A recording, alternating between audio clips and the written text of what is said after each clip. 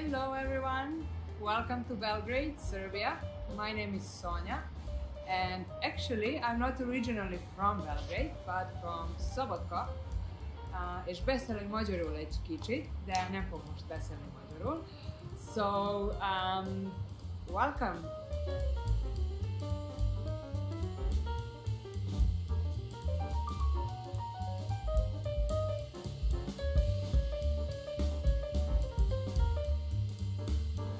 Together with my colleague Mina, we will show you a little bit of Belgrade.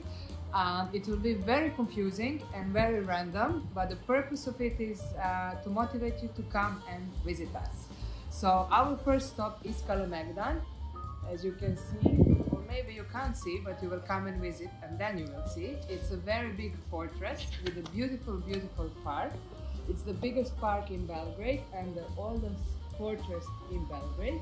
Kalemegdan is a Turkish word, and throughout the Serbian history, Serbia was under Ottoman Empire for a very, very, very long time. So this is one of the products from that period.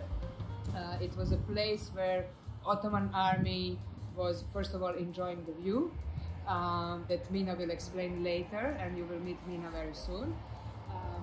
Why the view is so beautiful and so important. But also they had a lot of army practices on this fortress, and from the army perspective it's a very important point in Belgrade because it's uphill and you can defend yourself, as you can imagine. So as I said, Kalemegdan is a Turkish word.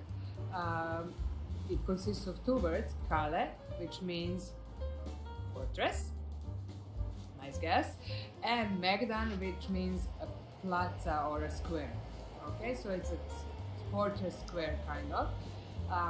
It has many underground tunnels that you can also visit. There are amazing tours that will take you underground. It's also a very popular cultural space, so many festivals are taking place on this fortress, like a beer festival, but it's a really like must visit point in Belgrade.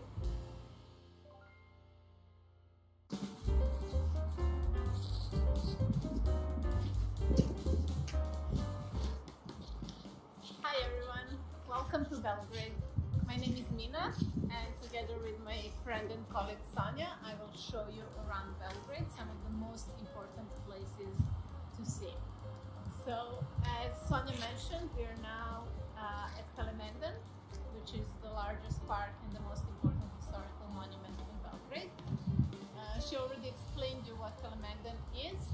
We came to a different spot right now where you can see two rivers behind me. I don't know if you noticed that these are two rivers, but the uniqueness of Belgrade and the uniqueness of Kalemegdan is that it stands on the junction of two rivers. Over here is the river Sava, and we can see that here it enters the river Danube. So this is the place where Sava and Danube meet. Another beautiful thing about this part is that you can see the view of what we call New Belgrade on the other side of the river. Fantastic sunset came just at the time. And another important landmark is the Victor's Monument.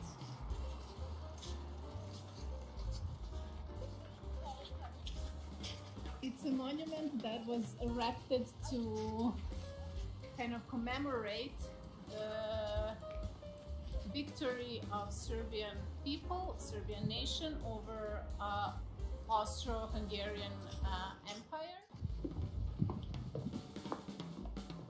Also, the fortress, as you can see, is a place of war museum. I'm not really a fan of these things, but if you are, you should visit that museum, and outside they have a lot of war stuff that you can climb on or not, whatever you prefer. Many things in Serbia are very random, like this park. It's a dinosaurs park for kids. nobody knows why it's here and what is the connection between Kalemegdan and dinosaurs. But if you find out, or if you're very creative, let us know, because we have no idea. Okay, so we just arrived to the Natural Museum. Well, not museum, more of a gallery, which doesn't only have natural or nature exhibitions inside, it also has very interesting exhibitions, such as the chocolate exhibition that I once visited. Over here, you can see a basketball court of one of the two main Serbian clubs, Partizan. It's winter time, snow, so no games, but sometimes when the weather is nice. We are now in Knez Mihajlova Street. It's the main pedestrian street in Belgrade. Almost like Vaci Street, but less posh and less expensive. It's full of shops and coffee bars. And our suggestion is that you can absolutely sit in these coffee bars because, as I said, they are not too expensive and they have a very nice atmosphere. Also in the middle of the street you will see a lot of illegal shops where people sell all kinds of stuff, from right-wing Serbian t-shirts and hats to Nikola Tesla figures. It's really up to you what you would like to buy, or if you would like just to pass by these shops. Enjoy! If you are thinking or talking about Serbian national food, just be prepared for a lot of meat. This is one of the food stands that is very traditional. It's called Leskovački roštilj, means barbecue from Leskovac. Leskovac is a city in Serbia, and they are really famous for their cevapčići and pljeskavica and all this stuff. And people that work in these small shops are really friendly and nice. They don't speak English, but you will manage if you want to order food. And next to this stand, we also have a Serbian traditional cake. So come closer to check it out.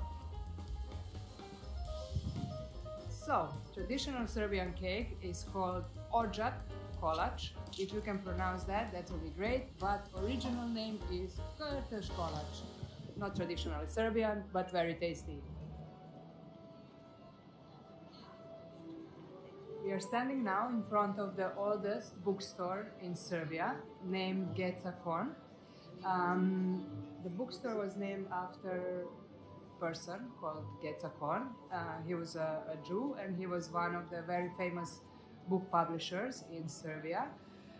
This bookstore was closed during the First and Second World War, and Mr. Korn was imprisoned during both wars. Unfortunately, he was also murdered during the Holocaust, but his bookstore stayed in the same place where it was originally, and it has more than 40,000 books published so far.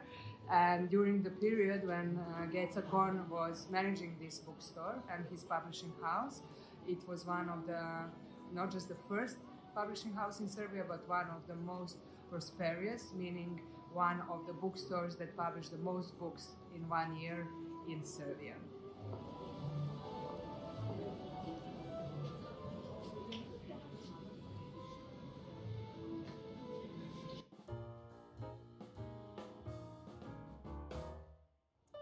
And we arrived to the main square in Belgrade. It's called the Republic Square. And usually when somebody will tell you we'll meet at the square, this is the square they had in mind. Right now there is an ice rink on this square because it's winter magic.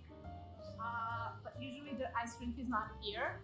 And this square is known by three very famous sites. One of them is the National Museum building. The National Museum is the biggest and oldest museum in Serbia, and it has over 400,000 items, objects, paintings, and not just local, but also from abroad. Then on the other side of the street, you can see the National Theatre, which has 3 assemblies under its roof: ballet, drama, and opera. National Ballet, National Drama, and National Opera are all inside that building. And the monument of Mihailo Obrenović, Prince of Serbia, by whom also the Knez Mihailova Street is named. This is the first monument in Serbia that was made for a ruler of Serbia. When you come to Belgrade to meet us, and if we say that we meet at the course, this is the course we have in mind.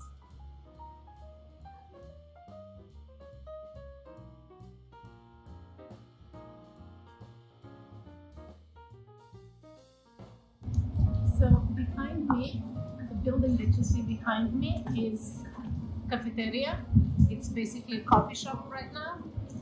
Those who drink coffee say they have a very good coffee, so let's trust them. But the reason we stopped here is because the building was built and erected by Bulli family.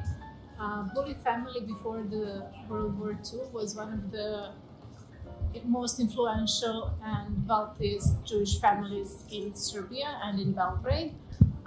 And they made this building, and the first purpose of the building was to serve as kind of a shopping mall, what we would call today. It was like a smaller building, not so small actually, but smaller than today's shopping malls, and it served as a store with lots of clothing and other items, shoes, things for house, and so on. Another interesting fact about Benzion Bulli, who was a member of this family, is that he was the person who brought the first football to Serbia.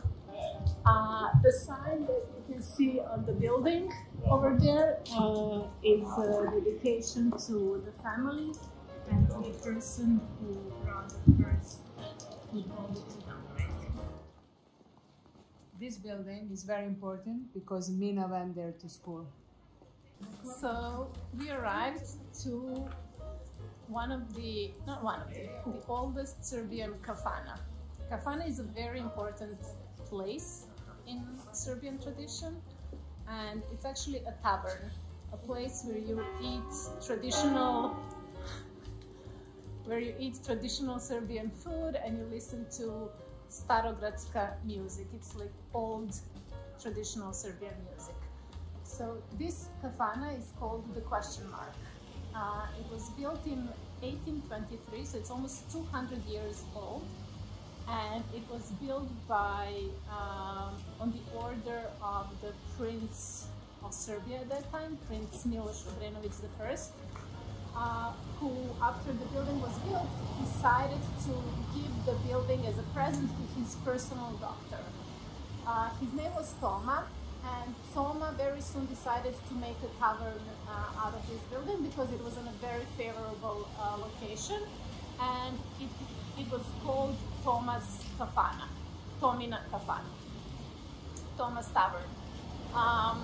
After he passed away and some other people became owners, it was also called Serbian Tavern, it was also called At the Shepherds, and its very unusual name, it got about 20 years afterwards in an interesting dispute that happened with the Serbian Orthodox Church, which is located on the other side of the street.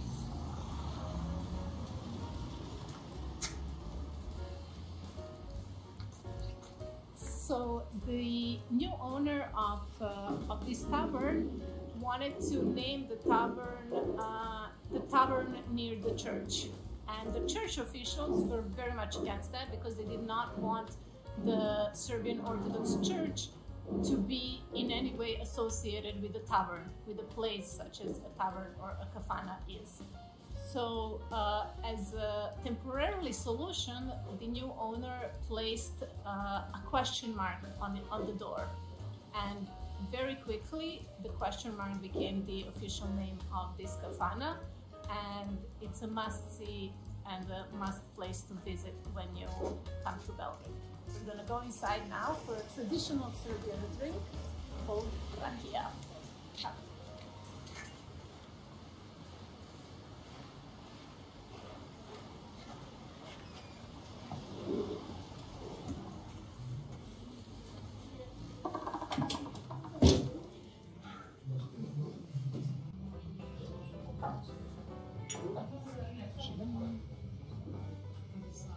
So we're now in front of the parliament. This is the seat of the House Assembly of the Republic of Serbia. And before Serbia was just Serbia, when it was Yugoslavia or Serbia and Montenegro, the same building served as the seat of the parliament of then Yugoslavia or then Serbia and Montenegro. The building was the start of the building was in 1907.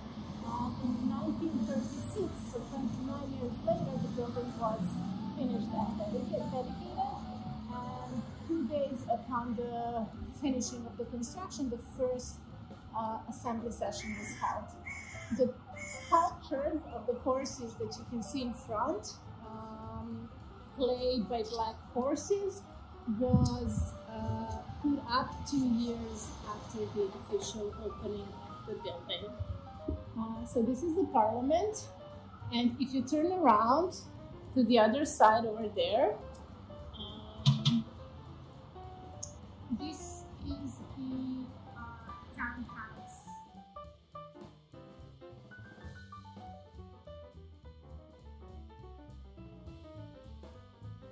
And we got to the Hotel Moskva, one of the most famous sites in Belgrade. It's one of the oldest operating hotels in Serbia, so it's very, very old. It was built in 1908, and it was, as you can imagine, the name itself. The name is Hotel Moskva, and it was built with the help of Russian Empire. Many very famous people stayed in this hotel, like Albert Einstein, Nikola Tesla, Pavarotti, Ray Charles. Many famous people, so it's really a hot spot of Belgrade. If you want to come here and stay here, I would highly recommend. They also have a very nice restaurant that we will visit in a few minutes, where we will taste some traditional drink and eat Hotel Moskva cake. You will see how it looks like. What is interesting for us as Jews is that when Kingdom of Yugoslavia was occupied by Nazis, the Gestapo moved their headquarters here. So this was the place, unfortunately, when Nazis' offices were, and it was the last place in Belgrade to be released from Nazi occupation. It's also interesting that this hotel doesn't have a room with the number 13. Because as far as all of us are very superstitious, number 13 brings a bad luck. So don't ask for the room number 13 in Hotel Moskva.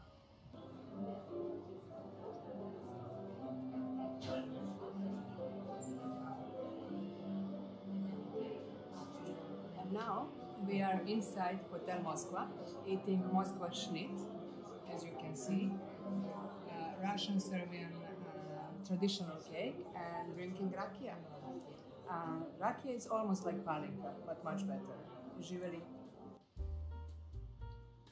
Still behind me, you can see Hotel Moskva that we just visited, and as you can see, like in front of every hotel, like everywhere in Europe, you can see a taxi station. Our advice is that you never sit in the taxi station in Belgrade, which is in front of hotels, railway stations or bus stations, because you will pay a lot of money. If we talk about the buildings that are present in Belgrade, like Hotel Moskva and this building, you can see it's old architecture, probably from the period of Austro-Hungarian Empire, and it's really, really beautiful. But then if you move to the left, or even more to the left, you will see buildings that are from socialist period, and they're absolutely ugly. We can agree on that. What is interesting for us to know that Belgrade in the last 100 years was bombed more than 40 times. So that left a very big mark on the city and on the architecture of the city. But I hope we will show you also during this video, you will also be able to see many beautiful buildings in Belgrade that are still here. So we just came down Kralja Petra Street, King Peter Street, And the importance of this street is that the building of the Jewish community is located here. In this building today you can find the offices of the Jewish community, the Jewish Historical Museum, the choir Varus Brothers also is located here. By the way, it's the oldest Serbian Jewish singing society that the only time when it didn't operate was during the World War II. Otherwise, it's been working for a very, very long time, and the uniqueness of this choir is that it has both Jewish community members and non-Jews. Jewish community today in Serbia is around 3,000 to 4,000 people. Majority lives in Belgrade. I think around 2,000 people live in Belgrade. And another interesting fact about this street is that this is the point where three religions meet. So we have Jewish community, we have the mosque right over here.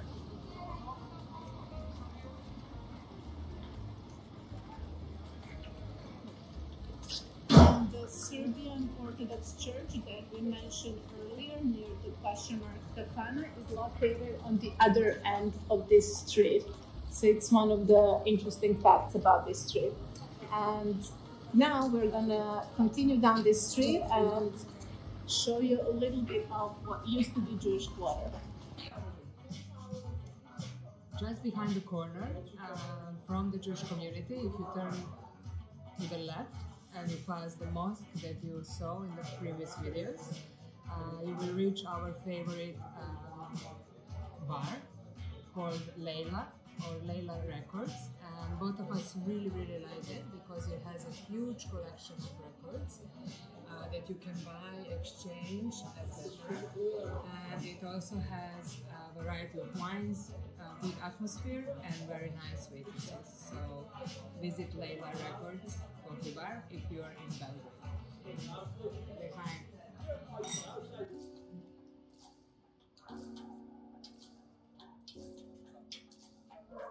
We are now in Jevrejska Street, which means a Jewish street, and we are in the area of the city where Jews, when they moved to Belgrade with the first wave of immigration, which were Sephardic Jews, they moved in this area.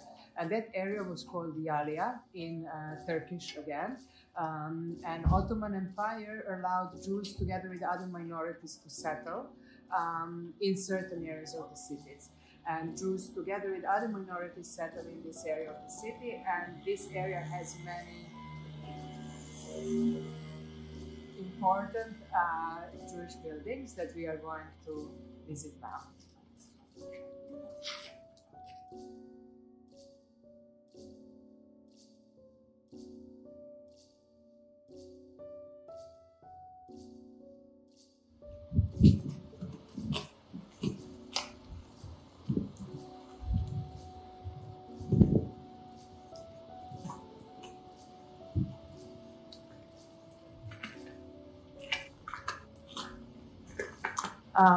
So this is one of the buildings that we were mentioning that are important to the Jewish community life here in Belgrade. This is the building of the Jewish Women's Society. Jewish Women's Society was the first society of women in Serbia, and we are very proud of that. It was also a hospital, orphanage, and it served, of course, as a social kitchen as well. Today, it's a faculty of special education, and by the restitution, the building was returned to the Jewish community, and Jewish community agreed that the faculty should stay here because it serves important purpose for the Serbian society.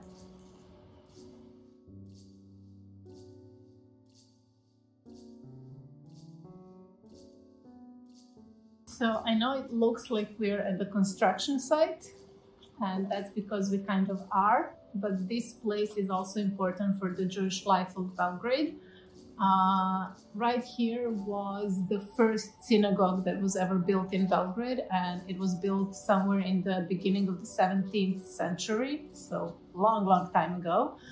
And it was built in a totally Turkish style, Ottoman Empire style, and it survived for many years. It also survived the Holocaust, which was very interesting, and it was destroyed after the Holocaust in the 50s because the Jewish community after the Holocaust was very small. It didn't need as many synagogues as it had at the time, and the government and the community decided to tear it down.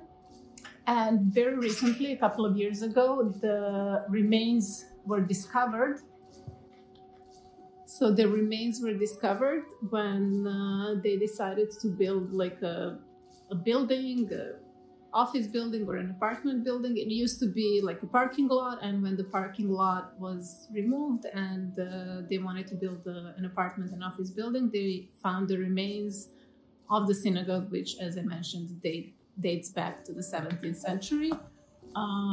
It was a very small synagogue, and as you can see, the oval shape of the synagogue. That's that. We are now waiting to see what will happen with this place. But it was the oldest Sephardic synagogue, called El Kal Viejo, which means the old synagogue.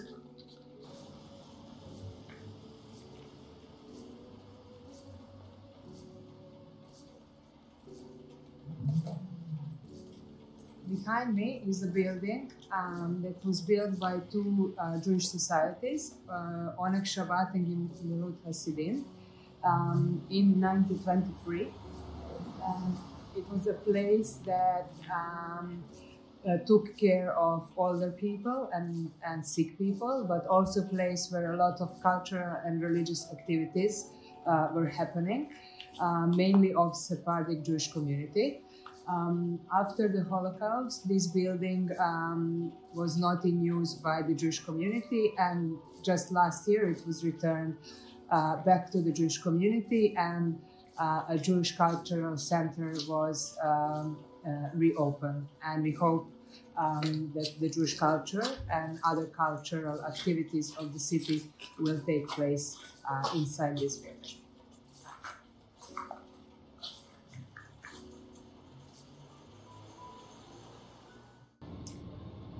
So as Shabbat comes to a close, to the end, we usually do Havdalah, a ceremony which separates Shabbat and the holiday from the rest of the week. There are different ways that you can do Havdalah, and we decided to tell you a little story because this is something that we are accustomed to based on both Sonja's and my experience from Szarvas camp. So we're still located in the Jewish quarter, or what used to be Jewish quarter, and on this street there used to be a Jewish school.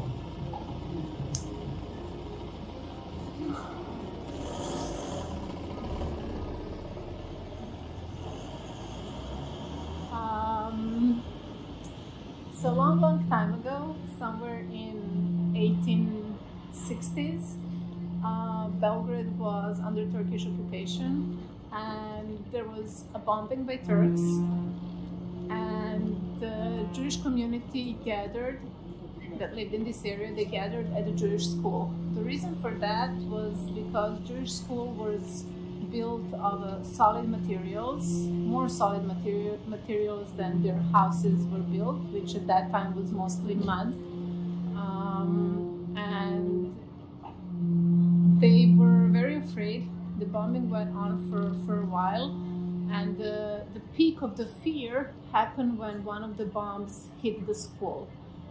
But as miracle would have it, the bomb got stuck in the roof of the school, and everyone survived. The Jewish community came out of the school alive, safe, healthy and very happy to still be alive. And they decided to mark this day as a special day in their calendars. And they called this special event Belgrade Purim. And every year, in the years to come after that, the community gathered and had their own special Belgrade Purim. We wish you a Shabbat Tov. Have a very good and creative week. Thank you for walking around Belgrade with us.